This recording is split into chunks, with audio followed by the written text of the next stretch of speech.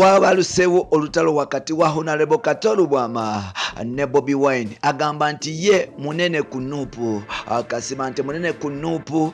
Nuupu erina ebigendererwa byayo ebyokuba nti ejjayo buli muntu wa FDC, enokuba nti ejjayo nti Bobi Wine alina amaanyi, alina obusungu obw'okujjayo buli muntu, buli mubaka eyamutwala mu Parliament. Agamba Bobi Wine ekigendererwa kye kya kusuula bantu bamutwala mu Parliament, era ekigendererwa kye kya kuba nti anafuya bantu abo, era nga agambye nti Nuupu akabiina katono nnyo ne Bobi Wine musajja mutono nnyo mu byobufuzi, talina kyasobola kugamba nsi. Agambye nti atwalire eri fitina ye ne kolye ku mutwe. Tukwaniriza nateera ku mukutu gwaffe omuganzi ogumanyikiddwa nga Uganda mu Kamoli, amanya n'eddoboozi Pampita Ntambi Kimso, Naman Rich Boya Maksudi Junior. Obula kuba nti otambula naffe gwe atambula naffe aliwo bali kuba nti osubscribinga, gwe yasubscribinga ngamba gwe atanaba kuba nti osubscribinga kiseera obeere nti osubscribinga, tutambule ffenna mpola mpola. Nkugambye Pampita Ntambi Kimso, Naman Rich Boya Maksudi Junior. Osobola okunonya kwali ku Facebook nkosa Ntambi Kimso, then ku Twitter nkosa Kimso 16, ku Instagram nkosa Ntambi Kimso 5, then bwogenda ku TikTok nkosa Kimso 16. Ate nga email yange eri Ntambi Kimso 2019@gmail.com. osobola okusirikira ku bubaka, then netufuna yes netwogeramu mpola mpola mpola mpola.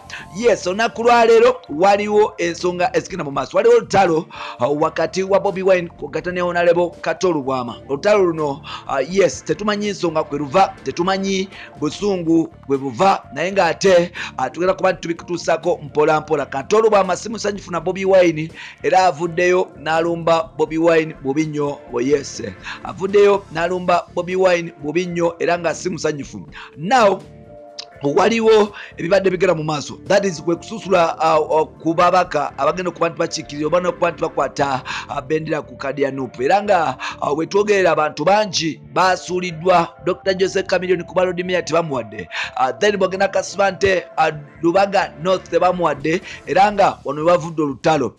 Yes, mukuba nti MP Lubaga North bawadde musajja mukulu amanyikiddwa nga Abubakar Kawalya oba Kawalya Abubeka mpola mpola, nga yagenda okuba nti akwatira ekibiina kya Nuupu bendera mu kulonda okugenda okubindabinda mu 2021 next year, which is next year.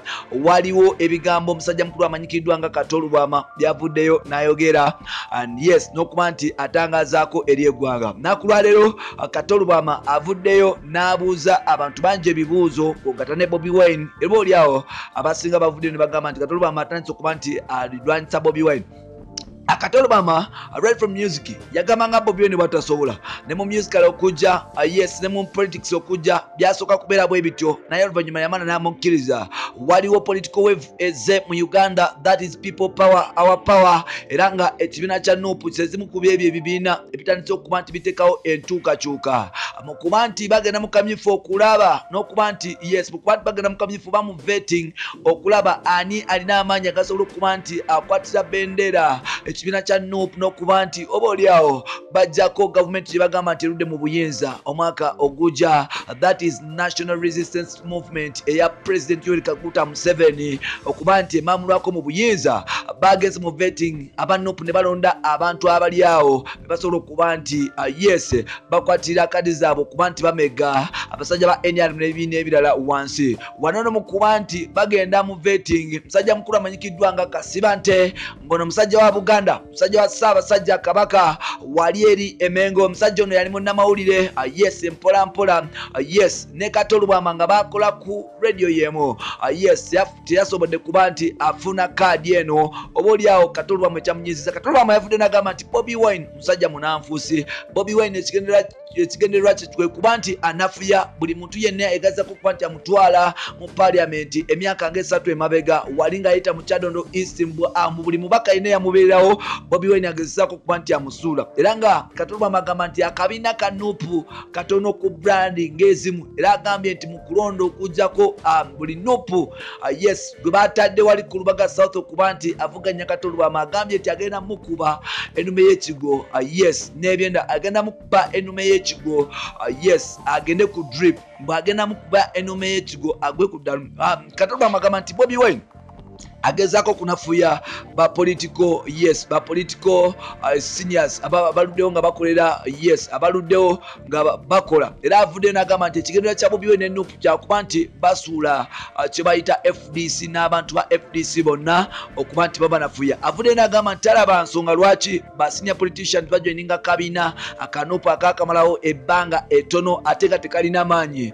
Katuluba amagamba nti ye ng'omuntu kogatane kasiba nti brandi nene ku Nuupu era nga Nuupu kabina katono nnyo akatalina kikasobola kukola ku bantu nga Katolubwama akatalina kikasobola kukola ku bantu nga Kasibante. Era avudde n'agamba nti Kasibante awaddemu okuba nti agenda mu parliament nga independent. Wetwogerera Katolubwama ye yagaana okuba nti alina ekibiina kyonna kyavaamu era nga mu kwesimbawo kwe erubaga omusajja ono yajjanga independent era na mulundi guno akomyewo nga independent.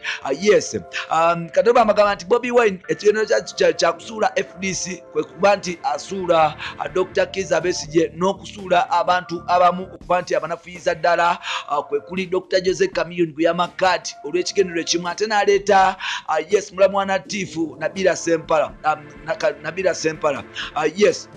Wano nno Katolubwama agamba nti Bobi Wine aze ku bya family bya bika enangana n'emikwano mbwagamba nti olw'okuba Latifu yagana okuba nti yesimbawo wano nno muto wa Latifu amanyikiddwa nga obaani yafuna musajja mukulu mukyala mukulu amanyikiddwa nga Nabila Sempala era nga Nabila mulamu wa Latifu mu kuba nti bakyusakyusa ebifo n'okuba nti bazanyazanya Latifu yasalawo okuba nti aleeta mulamu we mu kifo okuba nti oba oliawo balemesa Bobi Wine era nga waliwo ne meeting gye batulamu ne bagamba nti ekifo kino tebakiteekamu muntu balekere Elias Lukwago yekaya yaba yesimbawo olw'ekigendero ekyokuba nti oba oliawo balemesa bawaayo FDC ekifo eky'amaanyi mpolampola mu Uganda engeri gyekiri nti oba oliawo Nuupu akisuubira okubeera nti the best opposition party mu Uganda ne baba nti oba oliawo balekera Elias Lukwago era nga Bobi Wine kiteebereza okuba nti bakola endagaano ne Elias Lukwago tontabaalanga sikutabaalanga wano nno yamma omukisa omusajja mukulu amanyikiddwa nga Dr. Jose Chameleone okuba nti yesimbawo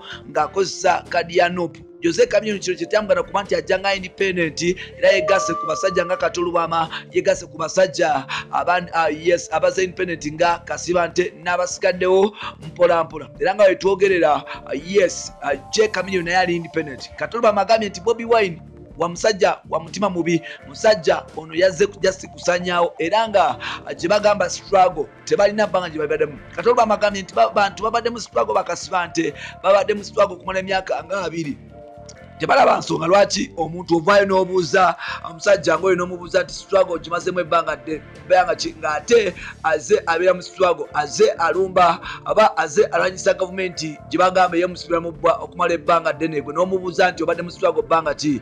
Katolubwama agambye nti Bobi Wine n'akabiina ke banafuya abantu baagala kubajjako maanyi baagala kuba nti oliba oliawo balinyirira abantu bano wansi babuleko ekyokukola era nga ye agambye nti Bobi Wine by 2021 naye aligenda tuba nti atulabakawo because akoze ekigendero ekyokuba nti alwanyisa buli omu omunene agezaako okuba nti yenyigira mu byobufuzi oba oliawo n'abo abalinamu ku maanyi abasobola okuba nti balinamu ku maanyi nga tabadde mukisa kuba nti bashininga. Katolubwama agambye nti okusuula kwa Kasibante kintu kibi nnyo era agambye nti Bobi Wine alaze ekigendererwa kya kusuula ba senior politician. Abakkalya abadde kansala era nga abadde Lord Speaker wali mu KCCA y'omu ku bantu abaze bakwatidde emmendera mu kibiina kya Nuupu mu Lubaga North era nga yesibye ku Kasibante mpolampola. Abakkalya ogenda ku ground abaddemu n'amaanyi era nga waliwo byabadde aze ng'akola abaddemu n'amaanyi mpolampola era nga ekifo kino kyesimbiddwa ku Kasibante Abakkalya kogata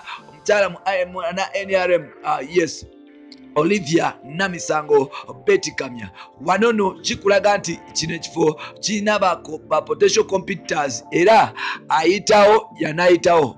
Katolubwama agamba nti yadde bonabo n'abazze Kasibante alina kunkizo kwabo era nga si mumativu na Bobi Wine ngeri gyakolamu ebintu bye mbuye aze kusanyawo buli omu. Olutalo lwa Bobi Wine ne Katolubwama lukyagenda mu maaso tetumanyi oba Bobi Wine anamwanukula oba tajja kumwanukula. Nsuubira wanaaba amwanukudde tunaddamu tubikuletera wano mpolampola era wekumire wano mpolampola. Omukutu guli gumu wa Uganda mu Kamoli Bapita Ntambi Kimso Namonu Kiboya Maxudi Junior subscribing sharing commenting wama Katolo Bwama munene nnyo ku kibiina ki Nuupu ne Bobi Wine oba omusajja ono yeerimba? Lekawo comment yo mu comment section mpola mpola tubere nga tuzisoma. Wama olowooza Katolo Bwama munene nnyo ku kibiina kya Nuupu oba People Power ng'ekisinde oba omusajja ono yeerimba? Kugambye leka opinion yo mu comment section tubere nga tugisoma mpola mpola. Bapita Ntambi Jimso.